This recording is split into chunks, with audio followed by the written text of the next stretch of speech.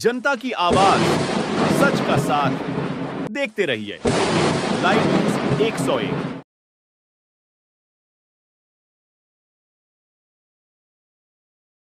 लालजी वर्मा जी को अभी कटहरी की जनता ने अपना विधायक चुना था। उन्होंने बीच में धोखा दिया, फिर भी जनता ने उनको प्यार दे करके लोकसभा पहुंचाया। देश के सबसे बड़े सदन में उनका प्रतिनिधित्व उन्होंने करवाया।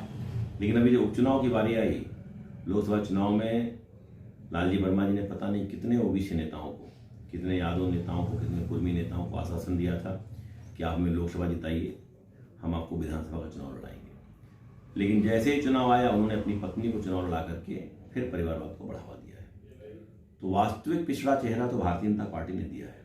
धर्मराज निषाद जी कई बार विधायक रहे, मंत्री रहे, इसके बाद ही बहुत ही सरल सहज सामान्य व्यक्ति हैं। राजनीति उनके लिए व्यवसाय नहीं है।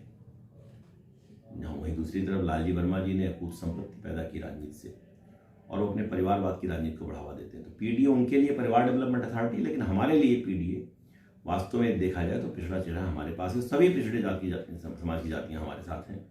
यहाँ तक कि यादव समाज, दलित समाज और कुर्मी समाज भी कटहरी के इस चुनाव में पूरी तरीके से भारतीय जनता पार्टी और धर्मराज जी के साथ है।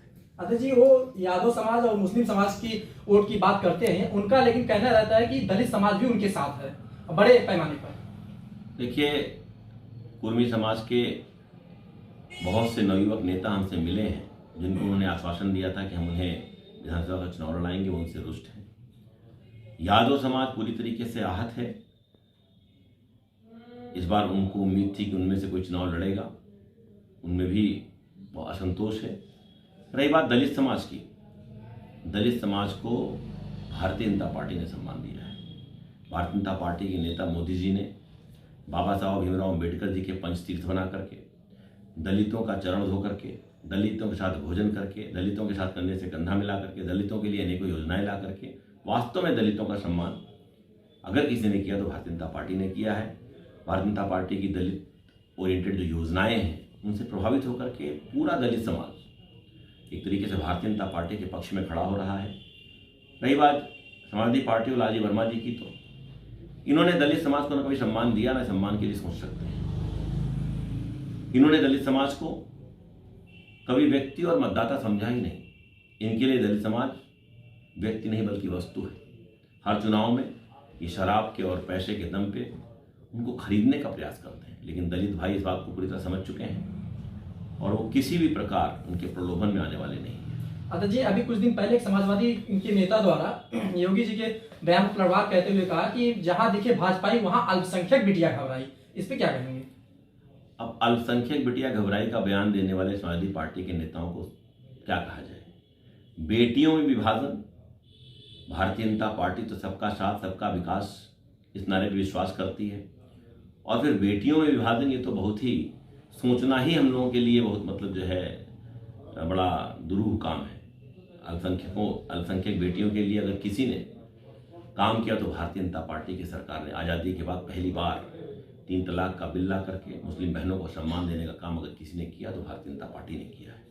हम कभी भी बेटियों को बांटने की बात सोच नहीं सकते। बेटियां हमारे लिए सम्मान का विषय है, हम उनका बहुत सम्मान करते हैं। सब देवियां हैं, तो हमारे लिए चाहे मुस्लिम बेटी चाहे हिंदू बेटी हो, ये मुस्लिम बेटी अलग और हिंदू बेटी अलग, ये इनकी सरकारी नीतियों में पीछे, आपने जब इनकी सरकार रही होगी देखा होगा कि इनके स्कॉलरशिप मुस्लिम बेटियों के लिए जाएंगे, हिंदू बेटियों के लिए नहीं जाएंगे। तो ये विभाजन की राजनीति करने का इनका पुराना ढकोसला है। कटहरी की जनता के लिए क्या कहें? कल मतदान है, कटहरी की जनता के लिए क्या कहें? देखिए, कल मतदान है। हम कटहरी की जनता से, उनके सभी देवतुल्य मतदाताओं से, कटहरी के भाग्य विधाताओं से उनके चरणों में प्रणाम करते हुए यही कहेंगे कि उनका जिस तरह से आशीर्वाद प्यार हमें मिल रहा है, वो कल मतदान के दिन मत के रूप में दिखाई पड़े। मेरा सभी से आग्रह रहेगा कि सुबह जल्दी उठ करके अपना मत भारतीय जनता पार्टी के पक्ष में दे करके अपने मन की इच्छा के अनुरूप भारतीय जनता पार्टी के प्रत्याशी को भारी बहुमत से विजयी बनाए। कटहरी की जनता इस बार भारतीय जनता पार्टी के साथ कंधे से कंधा मिला करके पूंजीवाद और परिवारवाद के खिलाफ एक अति पिछड़े नेता के साथ हर समाज के लोग, ब्राह्मण, क्षत्रिय, वैश्य, दलित समाज, अति पिछड़ा, जितने भी समाज के लोग हैं, कुम्हार कुम्हार नट बंजारा हर जाति के लोग बहुत उत्साहित हैं कि धर्मराज निषाद जी को इस बार भारी बहुमत से विधायक बनना चाहते हैं। मैं कटहरी की जनता का एक बार पुनः अभिवादन करता हूँ, प्रणाम करता हूँ, उनसे निवेदन करता हूँ कि कल अपने मत से पूंजीवाद और परिवारवाद के ऊपर ऐसा करारा चाटा मारे, इससे लोकतंत्र में इस प्रकार की जो कुरीतियां हैं, जो रोग हैं, वो बंद हो सके। जीत के लिए कितना सोचते हैं? 100% उनकी हताशा दिखाई पड़ रही है। पुलिस प्रशासन को उन्होंने दबाव में दे रखा है।